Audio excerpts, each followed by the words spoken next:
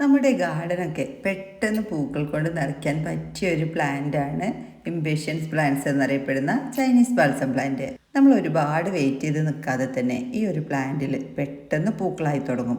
അതും കുറഞ്ഞ പൂക്കളൊന്നുമല്ല കേട്ടോ, ഇതുപോലെ ഇല കാണാതെ പൂക്കളുണ്ടാകും. അതിനായിട്ട് നമ്മൾ ചെറിയ രീതിയിലുള്ള കെയറിങ് ഒക്കെ ഒന്ന് ശ്രദ്ധിച്ചാൽ മതിയാകും.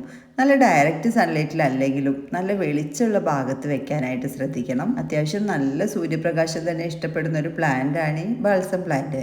നമ്മൾ നല്ല ഡയറക്റ്റ് സൺലൈറ്റിൽ വെക്കുന്ന സമയത്ത് ശ്രദ്ധിക്കേണ്ട മറ്റൊരു കാര്യം, നന്നായിട്ട് നനവും വേണം. അപ്പോൾ 2 നേരെങ്കിലും നനയ്ക്കാനായിട്ട് ശ്രദ്ധിക്കുക. എന്നാലും വെള്ളം കെട്ടി നിൽക്കുന്നില്ല എന്ന് പ്രത്യേകം ഉറപ്പുവരുത്തണം. അതിനായിട്ട് നല്ല ഡ്രെയിനേജ് ഹോളുള്ള പോട്ട് തന്നെ തിരഞ്ഞെടുക്കുക. പോട്ടിന് അടിഭാഗത്തായിട്ട് ഇഷ്ടിക കഷ്ണങ്ങൾ അല്ലെങ്കിൽ ഓട് കഷ്ണങ്ങൾ, ചിരൽക്കല്ലുകളൊക്കെ ഇട്ട് കൊടുക്കുന്നതും നല്ലതാണ്. അതുപോലെ നമ്മൾ പോട്ടി മിക്സ് തയ്യാറാക്കുന്ന സമയത്ത് അല്പം ലീഫ് മോൾഡ് കരിയില പൊടിച്ചത് ചേർക്കാനായിട്ട് ശ്രദ്ധിക്കുക.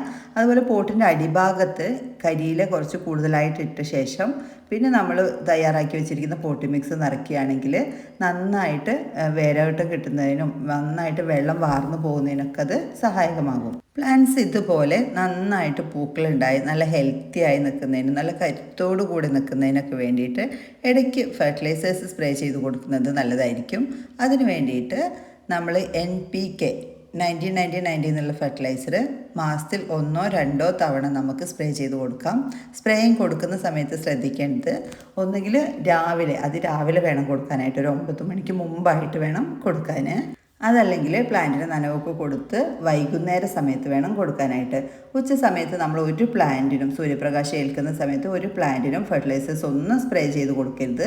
ലീഫൊക്കെ പൊള്ളിപ്പോകാൻ സാധ്യതയുണ്ട്. അതുപോലെ പ്ലാന്റ്സൊക്കെ ഇതുപോലെ നല്ല ഗ്രീനിഷ് ആയിട്ട് നിൽക്കാനും നന്നായിട്ട് പൂക്കൾ ഉണ്ടാകുന്നതിനൊക്കെ വേണ്ടിയിട്ട് കാൽഷ്യം നൈട്രേറ്റ് സ്പ്രേ ചെയ്ത് കൊടുക്കാം. അതും മാസത്തിൽ 2 തവണയെങ്കിലും കൊടുക്കുന്നത് നല്ലതായിരിക്കും.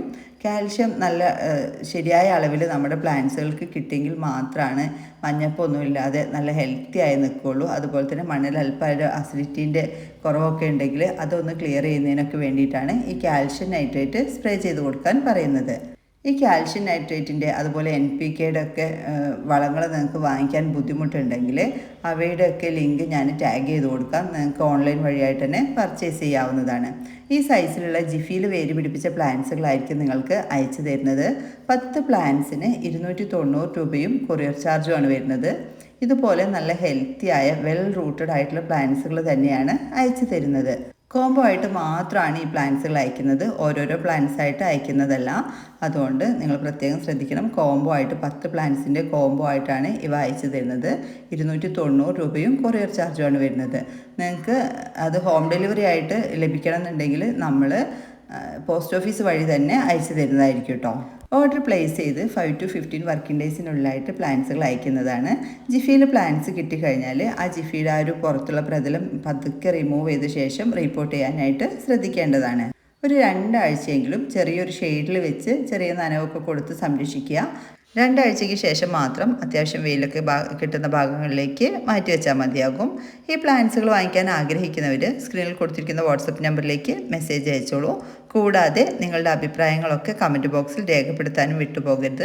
നിങ്ങൾ ഈ ചാനൽ കാണുന്നത് സബ്സ്ക്രൈബ് ചെയ്യാതെയാണെന്നുണ്ടെങ്കിൽ മറക്കാതെ തന്നെ സബ്സ്ക്രൈബ് ചെയ്തോളൂ. ഇംപേഷ്യൻ പ്ലാന്റ്സ് മാത്രമല്ല കേട്ടോ, വേറെ ഒരുപാട് പ്ലാന്റ്സുകൾ നമ്മുടെ അടുത്ത് അവൈലബിൾ ആണ്. കമേലിയയുടെ ഒക്കെ നല്ല വലിയ പ്ലാന്റ് നമ്മുടെ അടുത്ത് ഇപ്പോൾ നിലവിൽ സ്റ്റോക്ക് ഉണ്ട്.